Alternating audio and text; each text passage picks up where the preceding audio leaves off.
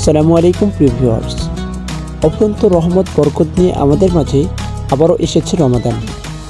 আহলান সাহলান মাহে রমাদান। এ মাসে মহান রবের পক্ষ থেকে জাহান্নাম বন্ধ এবং জান্নাত খুলে দেওয়া হয়। রমাদান হলো আল্লাহর রঙে রঙিন হওয়ার এক সুবর্ণ সুযোগ। আল্লাহ রাসূল সাল্লাল্লাহু আলাইহি সাল্লাম বলেন, যে ব্যক্তি ঈমান ও ইহতিসাবের সাথে পবিত্র মাহে রমাদানের রোজা পালন করবে, আল্লাহ তাআলা তার জীবনের সকল গুনাহ খাতা মাফ করে দেবেন।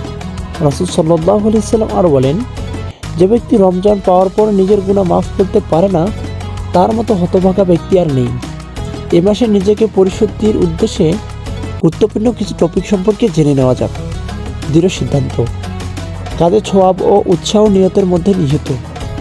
তাই লম্বা দিন, গরমকাল, প্রচুর পরিশ্রম করতে হয়। পেটে গ্যাস ইত্যাদি অজুহাত ঝেড়ে ফেলে রোজা পালনের শক্ত সিদ্ধান্ত নেওয়া। হালাল উপার্জন, ইবাদত কবুল ও আত্মশুদ্ধির জন্য হালাল উপার্জন শর্ত। তাই এ বিষয়ে রমজান মাসে বেশ গুরুত্ব দেওয়া উচিত। তাই হালাল উপার্জন করা এ মাসে বেশ গুরুত্ব দেওয়া উচিত। ব্যবসায় সহনশীলতা, রমজানে অতিরিক্ত মুনাফা লাভের আশায় মজুতকারীরা দ্রব্যমূল্য বৃদ্ধি না করে সবার জন্য সহনশীল হওয়া, এটা সওয়াবের কাজ। তাই বিষয়টি অতীব জরুরি। লাইলাতুল কদর, রমজানের শেষ 10 দিন ইবাদতের জন্য অতীব গুরুত্বপূর্ণ ও মূল্যবান। তাই এই দিনগুলোকে ঈদের হুলস্থুল কেনাকাটায় ব্যস্ত না করে যথাসাধ্য আগেই ঈদের কেনাকাটা কাজ সেরে সম্পূর্ণ করা। ব্যক্তিগত জ্ঞান অর্জনের উপযুক্ত সময়।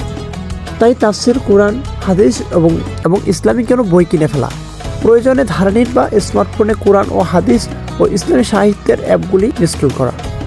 বদ অভ্যাস ত্যাগ, অনেকে বিড়ি, সিগারেট ও পান জর্দাসহ নানা রকম বদ অভ্যাসে লিপ্ত। এসব পরিত্যাগের এক সুবর্ণ সুযোগ নিয়ে আসে রমজান। তাই আগে থেকে সিদ্ধান্ত ও প্রস্তুতি নেওয়া। এই রমজানের সকল ভুলভ্রান্তি ঝেড়ে ফেলে এবং আল্লাহর সন্তুষ্টি অর্জন করে সকল মৌলিক ইবাদত ও সুন্নাহ ও নফল সহ সকল ইবাদতে গুরুত্ব দেওয়া।